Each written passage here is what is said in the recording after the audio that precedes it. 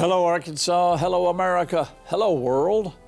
I'm Happy Caldwell, and I want to thank you for joining me for today's edition of Arkansas Live. And I want to thank you for watching VTN, the Victory Television Network. Our topic this week is War on the Saints.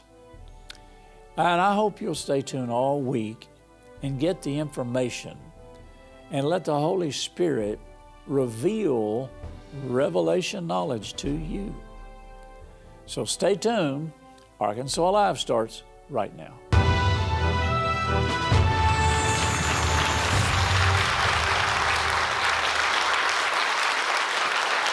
You know, in yesterday's broadcast, we discussed the power of deception. That's how Satan operates. And if you want to get to the root cause of all of the stealing, killing, and destroying that's going on in our culture, Matthew 24, Jesus said it would come to pass. Wars, rumors of wars. The first war was in heaven. We found that out. And we assigned certain responsibilities to certain people groups, pastors, Christians, parents. We have a responsibility to teach our young people the truth. Passing laws is one way to protect people, but if you've noticed, there are more people that are not obeying the laws, and they don't think there's any consequences. Like the young man that shot and killed a United Healthcare executive walking down the street in broad daylight. He railed at the police for arresting him. His followers are railing against the law. He had a right to kill this guy because the healthcare industry is corrupt. And nobody has any right to kill another person for any reason. It's not only against natural law, it's against spiritual law. It was one of the 10 Commandments. Thou shalt not kill. Thou shalt not murder. And yet their attitude is, with an almost growling look on their face, I have a right to do anything I want to do. And there are so many fools out there in the culture that will agree with them. And what we're seeing is a multiplication of that. It's growing. It's growing. It's like a weed that's being watered, and it's growing and growing. And you can pass laws, but what are laws if nobody respects the law? And we have a lot of lawbreakers, and they don't respect the law. And the death penalty is not, a deterrent. But it's like the little boy that he was walking along the beach one day, and he saw one of these starfishes laying up on the sand out of the water, and it was, breathing and wanting to get back in the water. So the little boy, he took that starfish and he threw him back in the ocean. And some, genius walks by and says, "You can't save all of the starfishes." The little boy said, "No, but I can save that one." You can't stop all the murders and the killings and all the fools, but you can, one at a time, reach out to people in your sphere of influence, in your circle, in your family. And that's what everybody's got to do. Each one reach one. Everybody's got to do their part. And we have to tell the truth. We have to teach the truth. We have to model the truth. Jesus said the knowledge of the truth will make you free. Not set you free, make you free. I've corresponded for years with prisoners in prisons around Arkansas and so forth. And at one time when my wife and son and I were traveling full-time in the beginning of our ministry, we would go to prisons. I remember one prison we went to up in Milan, Michigan. We got to spend the night in the prison, in the basketball court with the prisoners on one side of the net, and we were on the other side of the net, and minister to them. We shared the word, we sang, we ministered to them, and they got saved, they got touched, and they got delivered. You can minister the word of truth to people, and they'll be made free, not set free. because those prisoners woke up the next morning where they were still in prison. So hearing the truth didn't set them free. It made them free. Even though they were in prison, they were free because the truth made them free. Free from error, free from condemnation, from fear. So you have to teach the truth to people. You have to model the truth. You have to be an example of truth. And I read the scripture the other day, John 16:2, where there will be people that will think killing you is doing God a service. That's what Jesus told his disciples. Where did anti-Semitism come from? From hate. People that hate God, hate Jesus, and hate Jews. They hate man because he's made in the similitude of God. He's made in the image of God. So, the crackpots that hate, they hate God, they hate Christians, they hate conservatives, they hate Jesus. And, and they say so, and they tell you. So you can't save them all. Everybody won't be saved, but everybody has the opportunity to be saved. And the Holy Spirit will convict them and show them that they need Jesus. That's our responsibility. As parents, we have the responsibility of teaching our children what's right and what's wrong. And I shared yesterday how at dinner time, we'd all sit around the table and talk about our day. And my sister and I, we would talk about what we did. My dad talk about work. Mama didn't work, but she'd talk about the things that were of interest to her. And we built our cultural truths based on what our family supported us in. Oh, and if we were out of order and we said something, of course, we didn't have internet back then. There was no World Wide Web, thank God. And we didn't have all that garbage to put up with.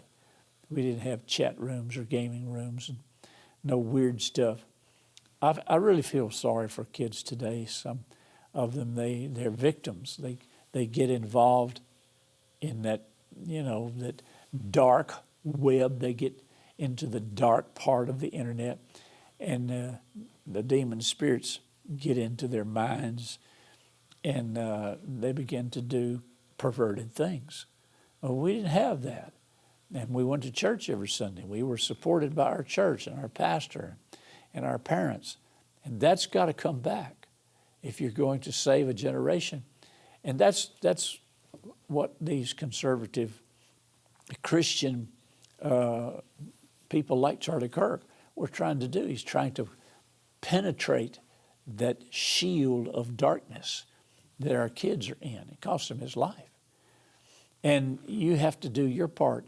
I don't mean give your life, but you have to do your part to help change their ideology. They've been lied to, and they don't know it, but they'll continue unless they hear the truth. The knowledge of the truth makes you free. Okay, over in 2 Corinthians in chapter, where was I going? 2 Corinthians chapter 2, verse 11. Lest Satan should get an advantage of us, we are not ignorant of his devices. Let me say it another way. Lest Satan should get advantage of us. And remember, Jesus told us and Paul told us that the main weapon Satan has is deception. He deceives people into believing the wrong thing. Lest Satan get an advantage of us, we should not be ignorant of his devices. We should not be ignorant of his devices. We should find out in the Bible. All you have to do is read the Bible. In the Bible, you'll find out how Satan operates, how the devil operates, how he lies, how he deceives. And, the first thing Jesus told the disciples when they said, what about the end times? He said, take heed that no man deceive you. Now, no man deceive you. Let's go on down to Hebrews chapter, well, I'll tell you what, let's go over to Timothy real quick. Let's go to 2 Timothy chapter 3. Let's read the Apostle Paul's definition of the days that we're in. 2 Timothy 3, verse 1. This know also that in the last days, we are in the last days now, perilous times shall come. Perilous means dangerous times. It's dangerous out there. Perilous times. For men should be lovers of their own selves, covetous, boasters, proud, blasphemers, disobedient to parents, unthankful and unholy, without natural affection, truce breakers, false accusers, incontinent, fierce, despisers of those that are good, traitors, heady, high-minded, lovers of pleasure more than lovers of God, having a form of godliness. From such turn away. My dad used to, in a kind, respectful way, my dad used to tell me when he would meet my friends or he would see who I was running around with. My parents were very active in my life in high school, and they, wanted to know who I was running around with, what everybody believed, how they talked. And Daddy got involved. He was a Boy Scout leader. He was a deacon in the church. He worked at he was in the Optimist Club. He was in the Chamber of Commerce. He was very active, and he kept tabs on me. You know what I mean? I'm not talking about cloak and dagger stuff. I'm not talking about follow me around. But he wanted to know who I was associating with. And there were times where he would tell me, he said, son, there's this philosophy of life or the way this boy is thinking is not right. You don't need to be listening to him. You don't need to be spending time with him. Or he would say it, you need to find some new friends. And he was serious. He was watching for my soul. I remember when I was in high school, I played in a rock and roll band. Not rock, but rock and roll. And I played drums, and we played all through high school. We played the dances, proms. We played country clubs, things like that. And I enjoyed it, and I was good at it. And we had a nice band. We made a record at Sun Recording Studios, where Elvis and Johnny Cash and Jerry Lee Lewis, where they all made their albums. We went to Memphis and made one, a 45 RPM. And I was really pursuing that because I enjoyed it. I was good at it. And so there was a band that was very, very well known at the time in the South called Ronnie Hawkins and the Hawks. And they were performing at a country club one time, and I went to hear them and to see them. And they asked me if I would like to sit in. They knew I was a local drummer in a rock and roll band. They asked me if I'd like to sit in on the drums. And I said, yeah. So I did. Well, after that night, they issued an invitation to me to travel with them on their summer tour. Oh, Lord. It was the highlight of my life. Oh, my Lord, I get to travel with Ronnie Hawkins and the Hawks. He was a hot number back then. You may have never heard of him, but he was. I couldn't wait till the summer. My dad never said a word up until the time that I had to make a decision. And he told me, he said, son, I would not advise you to go on tour with this band. He said, it's not going to be a good influence. He said, I know you want to. I know you're excited about it. And then, later on he would talk to me again about it. And finally, before I made the decision, my dad told me, he said, I'll go ahead and tell you that I've investigated this band. I've investigated the people in it. And he said, and some of them have a criminal record. And they're going to be playing in nightclubs and bars. They're not going to be playing at the country club where you were playing. And he said it's going to be a bad influence on you culturally, spiritually, mentally. And he said, I would not advise you to do this. And besides that, he said, all you have is their word on it, which has traditionally not been very good. He said, what are you going to do? Because our first job was going to be at a military base, officers club up in Missouri on an Army base, military base. And he said, what are you going to do if you get up there in Missouri and all of a sudden the band folds up or dissolves or they don't want you anymore? You're going to be stuck up there all by yourself with no money, no way to get home, no car, no nothing. I was only 17, 18 years old. Even though I wanted to do it with all my might, I took my father's advice. And it was the right thing to do, because even though they were hot and popular at the time, you never heard from them after that. And I would have been stranded somewhere with them. And a lot of the guys got arrested for drunkenness and drugs, etc., which I had never participated in any of that. So I took the advice of my father. He gave me good advice, kept me out of the ditch. You know what I mean by that? Ditch on either side of the road. He kept me out of the ditch. And so after that summer was over, I went to college. I didn't care much for college, but at least I went and I was introduced to higher learning, a different culture. Eventually went from college into the U.S. Navy, and that's where I really found my mature self, my adulthood. I mean, it was very disciplined, and it was the best thing in the world for me. But I grew up in that discipline and oversight with my dad. So transitioning to the military was not difficult.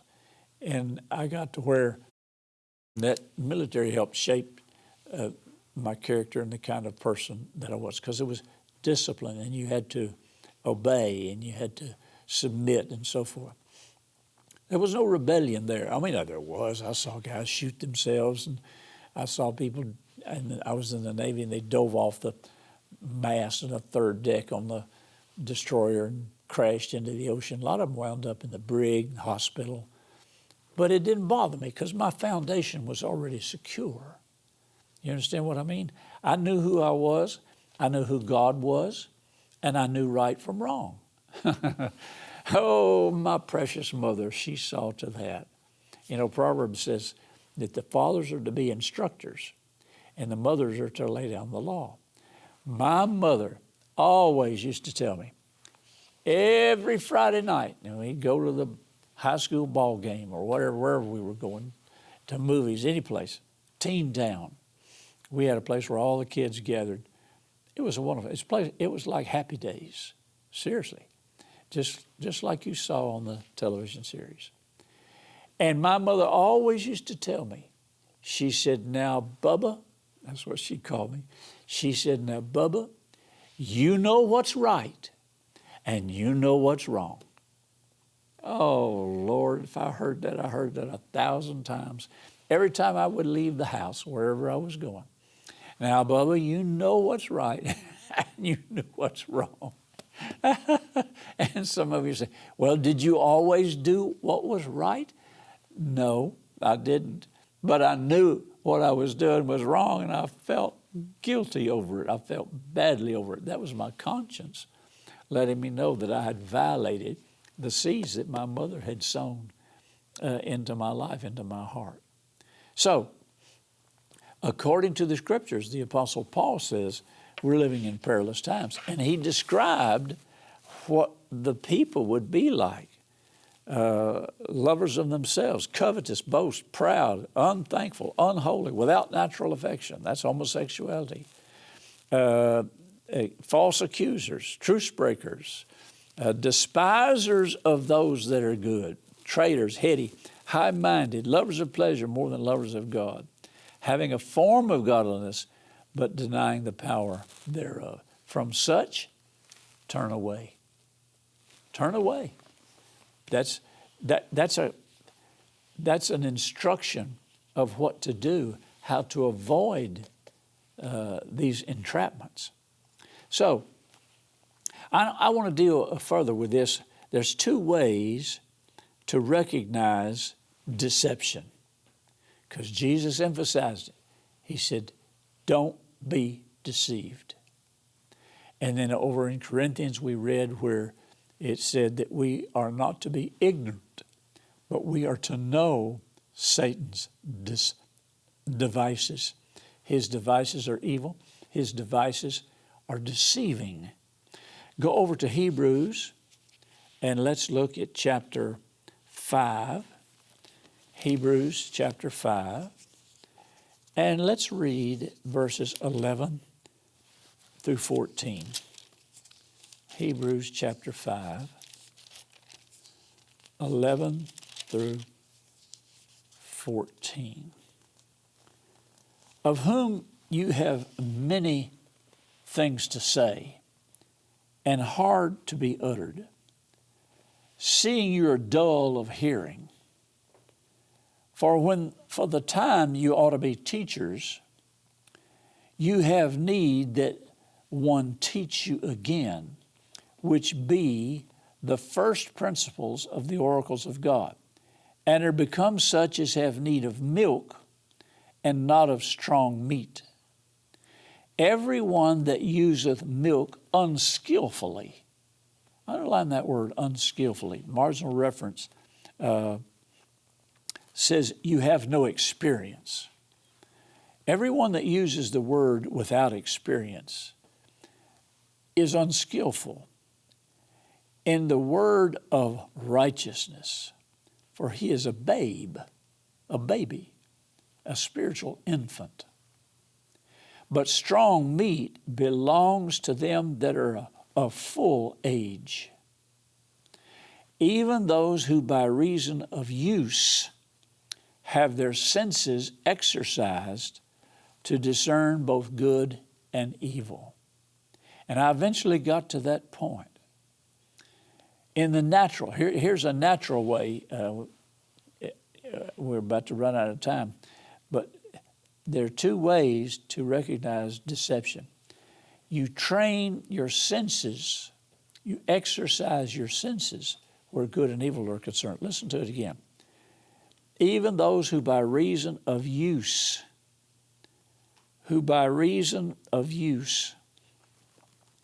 that is habitual use. You constantly do this. Habitual use. It says, having their senses exercised to discern both good and evil. Now, it's hard when you're young to make these kinds of decisions. It's easier to go with the crowd. Any old dead fish can float downstream.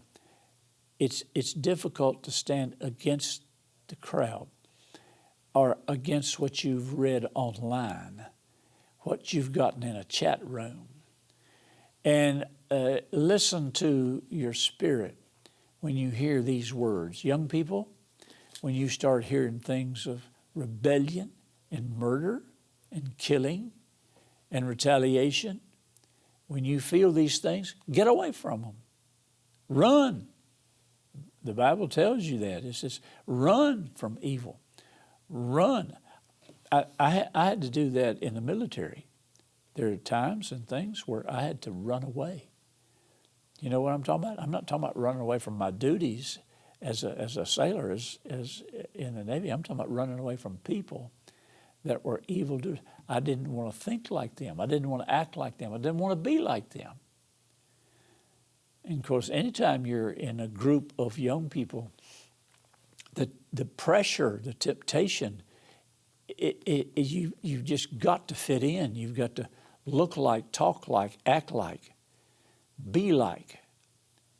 And you don't realize that Satan's behind this deviant behavior, trying to suck you in, trying to deceive you into thinking this type of behavior is okay. It is not okay. And it will eventually cost you, and could cost you, your life. You don't want to violate your conscience. Your conscience is the voice of your spirit. Now, if you haven't been trained right in your home, in school, in church, if you haven't been trained right, you're more susceptible to obeying the wrong voice. But if you've been trained right and you hear these things come up in your spirit, your conscience is the voice of your spirit, and it's trying to lead, guide, and direct you, then you need to listen to that. You don't need to violate your own conscience, because when you do, it may cost you your life or somebody else's life. Now, we've got about a minute and a half, which is not enough time to share with you another story that will help you in this area. But I'll save that for tomorrow. Remember, we're talking about war on the saints. I'll tell you a story about how I almost cost my sister her life. And yet I did not. And she's alive today and in her 70s. And, you know, we had a great life, still have a great life, and going to have a greater life. But there was a time in my life where I had to heed what she said. And it saved her life. So tomorrow I'll tell you the rest of the story. So be sure and join me for tomorrow's Arkansas Live. And take these notes. Take heed that no man deceive you.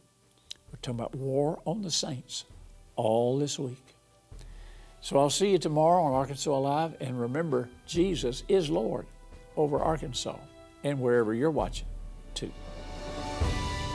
Send your questions, comments, and testimonies to Happy Caldwell at Post Office Box 26207, Little Rock, Arkansas 72221, or email happycaldwell@vtntv.com. Remember to follow VTN on Facebook at VTN Your Arkansas Christian Connection, and follow Happy Caldwell on X at Happy_Caldwell. VTN is on Roku.